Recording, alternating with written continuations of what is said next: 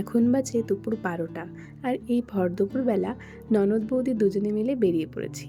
যাচ্ছি হলো আমাদের বাড়ি থেকেই কিছুটা দূরে রয়েছে করলা নদী, আর সেই করলা নদীর পাড়েই বসেছে বারুণী মেলা। আসলে প্রতি বছর এই সময় এই তিথি অনুযায়ী বারুণী মেলা হয়। উত্তরমুখী করলা নদীতে পূর্ণ স্নানযাত্রা হয়। মেলা থাকে মোট 7 দিন, আর তার মধ্যে প্রথম 2 দিন স্নানযাত্রা হয়। এই সময় বহু দূর দূরান্ত থেকে প্রচুর মানুষ আসে এখানে স্নানের জন্য।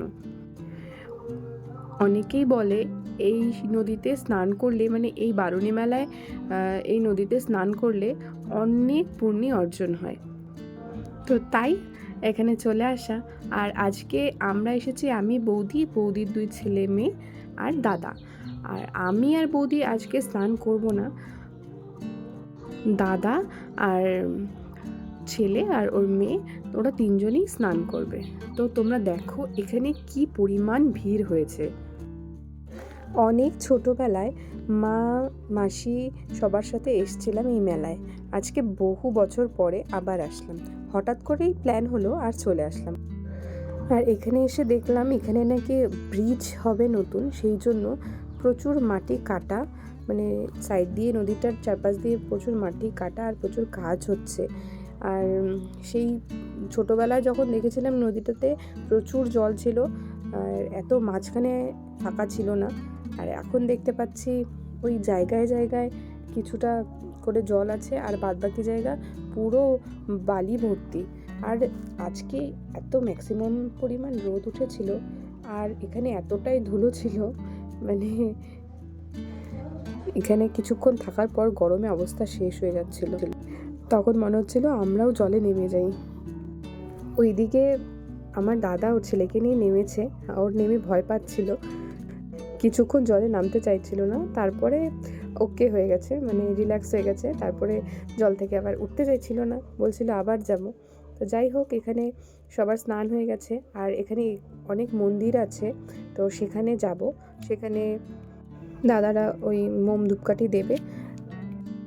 আজকে তো মেলার প্রথম দিন, তো সব দোকানপাট কেবল মাত্র মানে বসছে।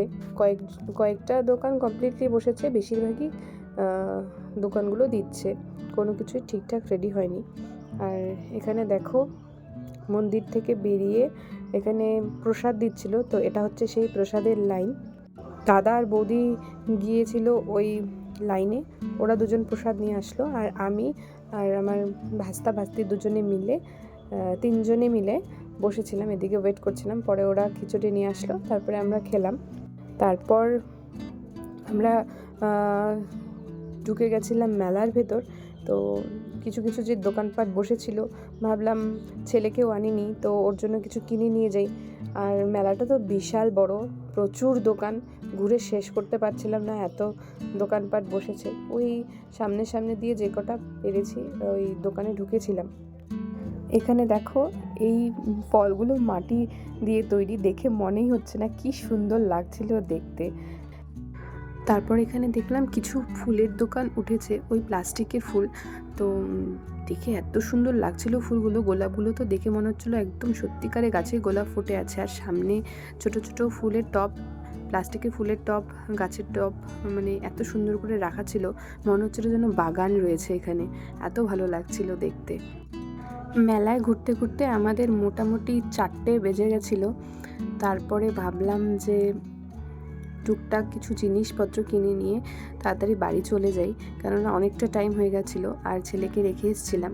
তো এখান থেকে 2টো কানের নিয়েছিলাম আমার ভাগ্নির জন্য, আরও টুকটাক খেলনা নিয়েছিলাম ছেলের জন্য।